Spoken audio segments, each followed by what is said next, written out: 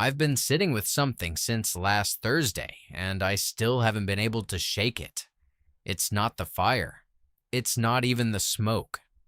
It's a question that I keep turning over in my head, and the more I turn it, the more uncomfortable it gets. Not because I found a terrifying answer, because I found an honest one, and somehow, honest and terrifying ended up being the same thing.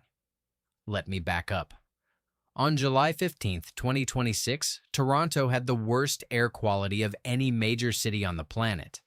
Not the worst in Canada, not the worst in North America, the worst in the world. And it wasn't because of a single catastrophic event near the city.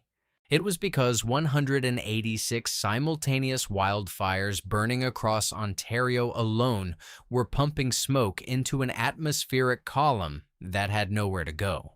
Over 120 million people across the Midwest and the American Northeast were told to stay indoors.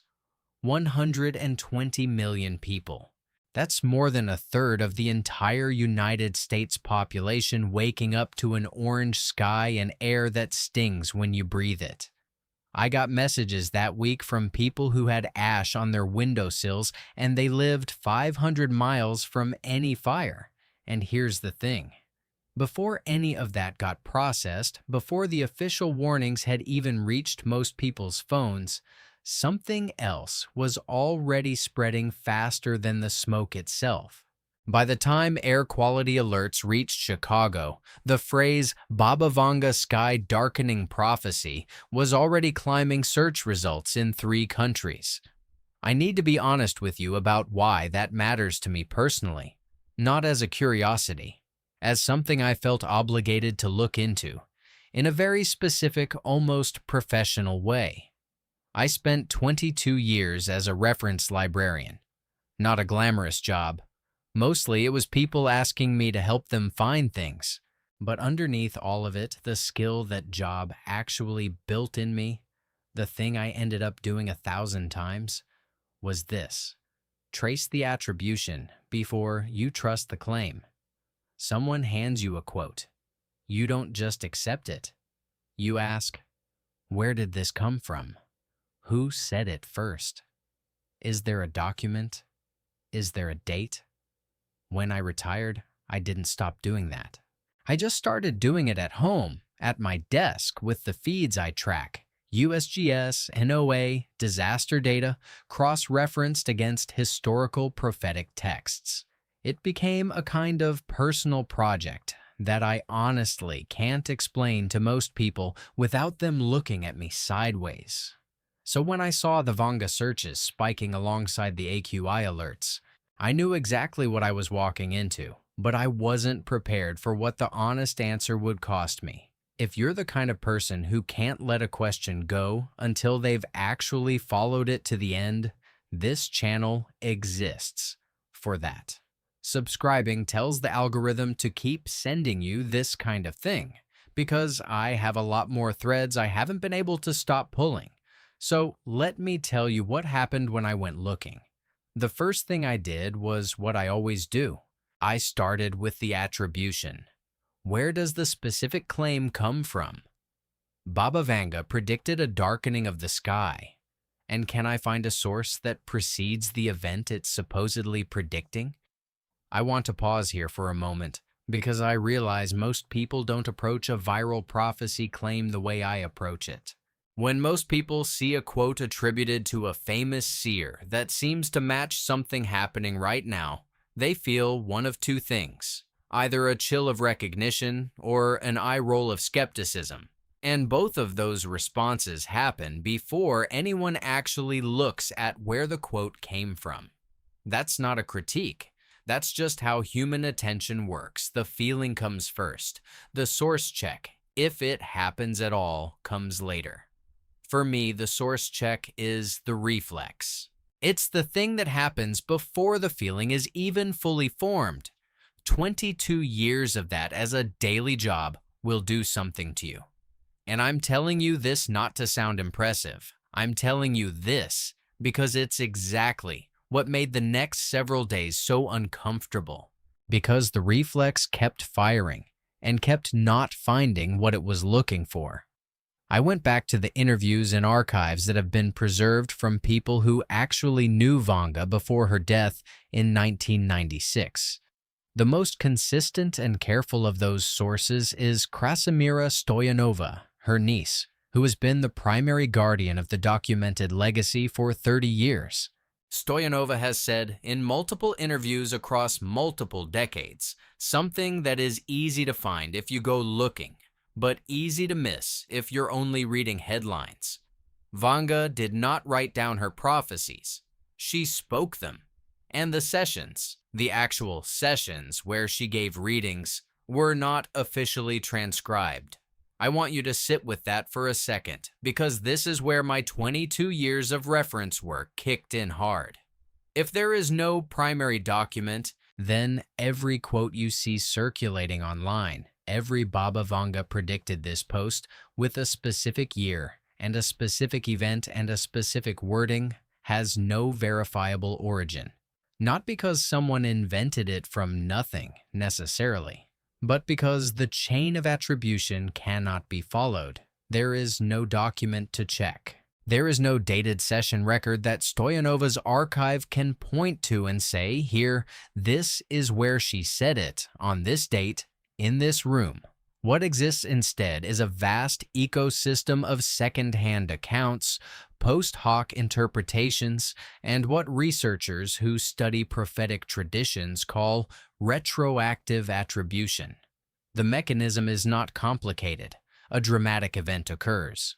Audiences immediately begin searching for prior statements from known seers that could match.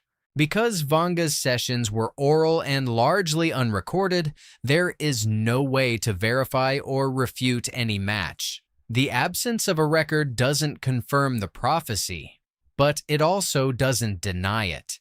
It just means the question cannot be answered the way people want it to be answered. And this is where I almost quit. I was at my desk at maybe 11:30 at night. I had 7 browser tabs open, 3 of them in Bulgarian, running them through a translation tool that I don't entirely trust, looking for any interview where Stoyanova specifically references a darkening sky statement. There were references to fire, references to a time when the sun grows cold, references to darkness associated with specific geopolitical events, but none of them, none, had a dated transcript. None had a session record. They all circulated in the post-2000 landscape, almost entirely in English, almost entirely on websites that did not cite a prior source. I wrote down the same note 3 times in my notebook. No primary document found. And then I sat there. I've been doing this kind of research long enough to know that the absence of a document doesn't always mean the thing didn't happen. Archives are incomplete. Sessions that were oral stay oral. But I've also been doing this long enough to know what it means when every single instance of a quote appears after the event it supposedly predicts, and no instance appears before. That pattern has a name in archival work. It's not called prophecy, it's called retroactive attribution. And I've seen it before, not with Vanga, with other figures, and the pattern is identical every time. The quote floats free of its origin because the origin is inaccessible, and that freedom is exactly what makes it infinitely attachable to new events. I almost closed everything and went to bed. And then I stopped and asked myself a different question. Not, did Vanga predict this?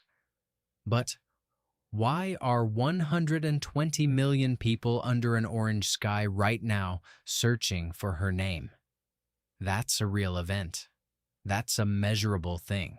People pulled out their phones, looked at the sky, and reached for a language that could hold what they were seeing.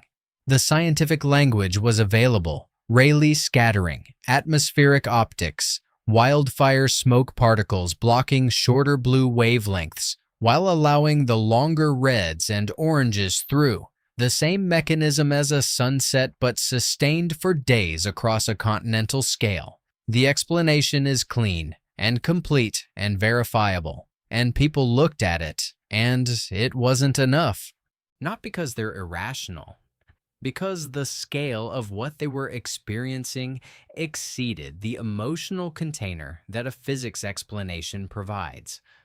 120 million people staring at the same orange sky at the same time in the middle of summer. That has never happened before at this scale. This was not routine. 2 record-level continental smoke events in 3 years. 2023, when Canada burned 18.5 million hectares, the most in recorded history, and now this. And the fires in Ontario alone weren't slowing down.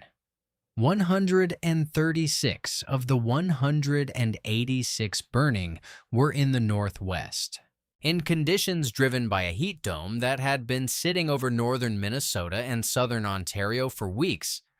There was a moment in the middle of all this, and this is the part I keep coming back to, when the smoke crossed a political border in a way that could not be managed politically.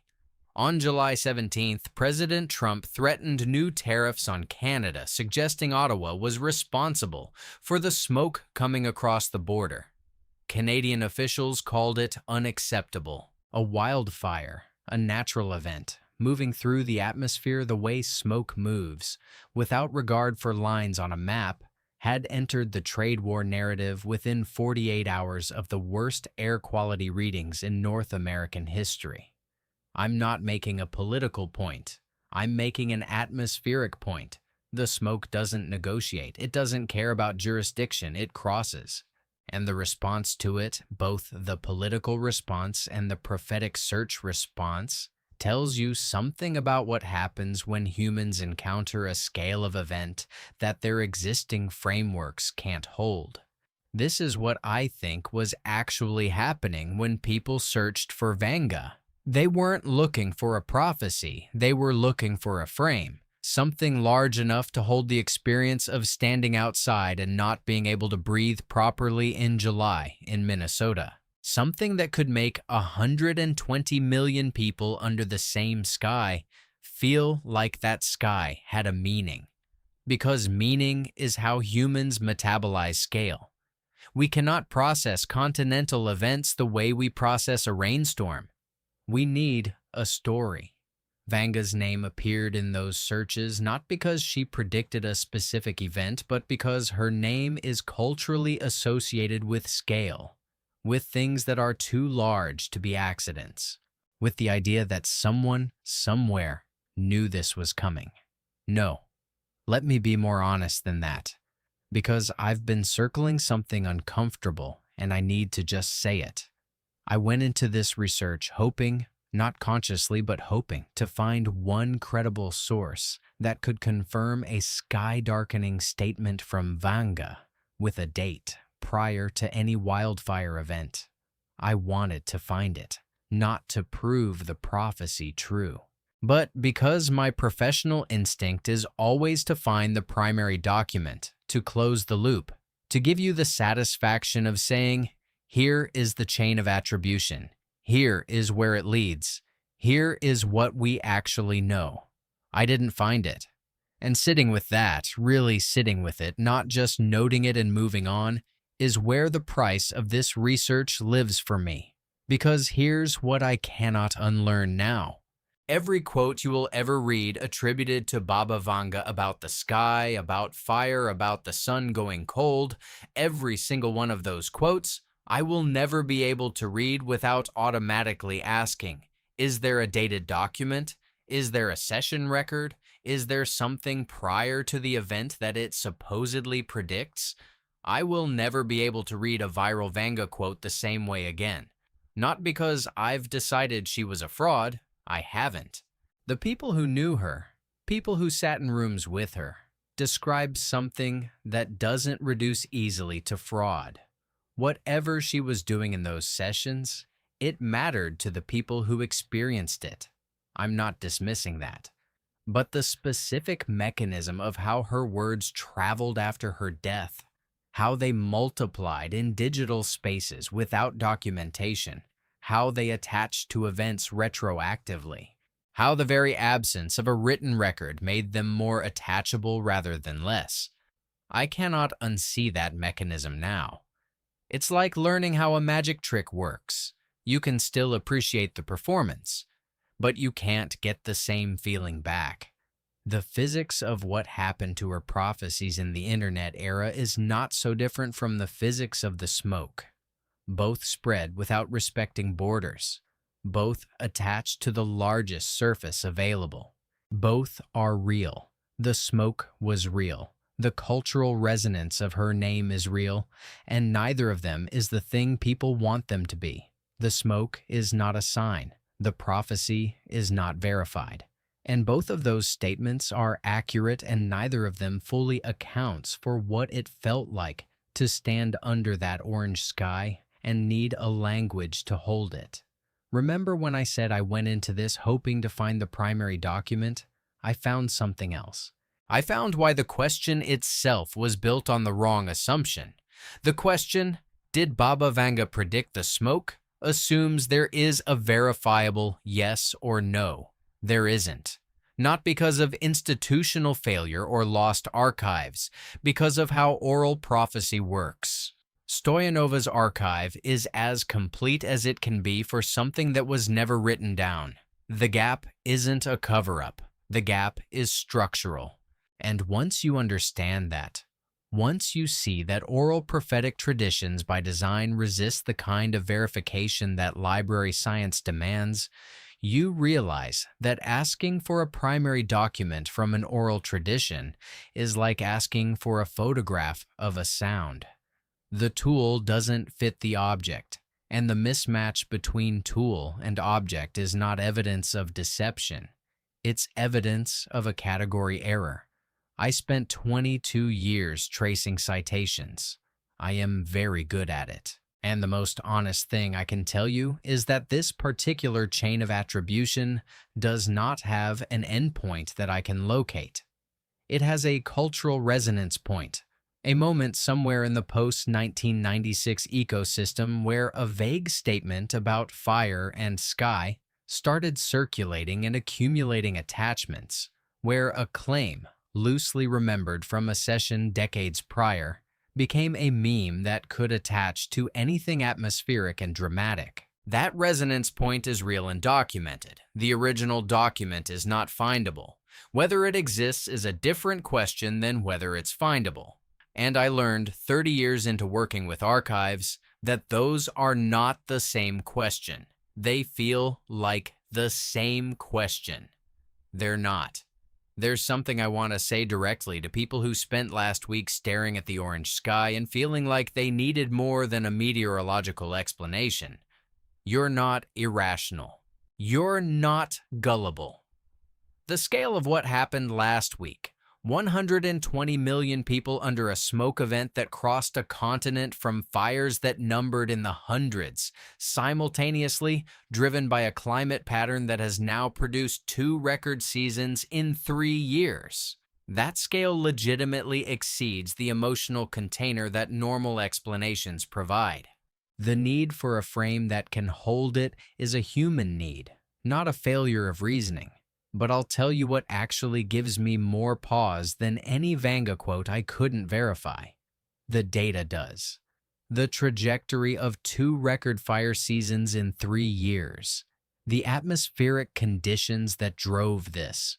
The heat dome over Ontario and Minnesota. The way a slow start to the fire season was followed by a surge that overwhelmed the capacity of the monitoring systems to even give people clean communications. The officials who were slow to explain what was happening, which made the ambient anxiety worse. The fact that 120 million people were simultaneously under the same sky, and the institutional response was fragmented and reactive and late. That data is documented. That data has sources. That data does not require a prophecy to be disturbing. I think about the people in those forums who said the lack of clear communication from authorities made them more anxious than the smoke itself. And I understand that completely. When the frame you've been given for how safe and managed and predictable the world is stops holding the events that are actually happening, you look for another frame, any frame, something that can make the scale make sense. Something old enough and authoritative enough to have anticipated this. Because if someone anticipated it, even vaguely, even in words that don't quite fit, then it's not random. And random is much harder to live with than prophesied. Vanga's name was that frame for a lot of people last week. It will be again. It will be for the next event that produces an orange sky, or an earthquake, or a flood at a scale that exceeds the emotional container of a news headline. And here's where I land. After all of this, I entered this as a librarian. I wanted the source. I wanted the document. I wanted the chain of attribution that I could follow to its origin and hand to you cleanly. I didn't get that. What I got instead was a much more uncomfortable understanding of why the chain breaks, not because someone hid something, but because the tradition that produced the statements was never meant to produce documents. It was meant to produce experiences.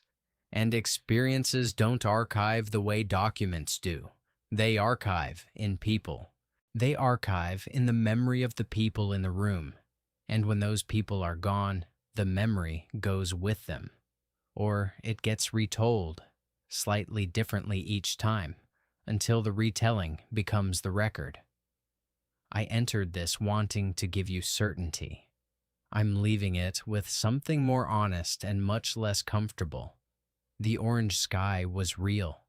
The scale was unprecedented. The search for a prophecy that could hold it was predictable and human, and is going to keep happening every time the sky turns a color it shouldn't be. And the prophecy itself, in its documented form, cannot be confirmed to say what the viral posts say it says. All of that is true at the same time. And I have spent a week trying to find a way to make those truths sit more comfortably next to each other, and I haven't found one. I don't know what to do with that exactly, but I know I can't unknow it.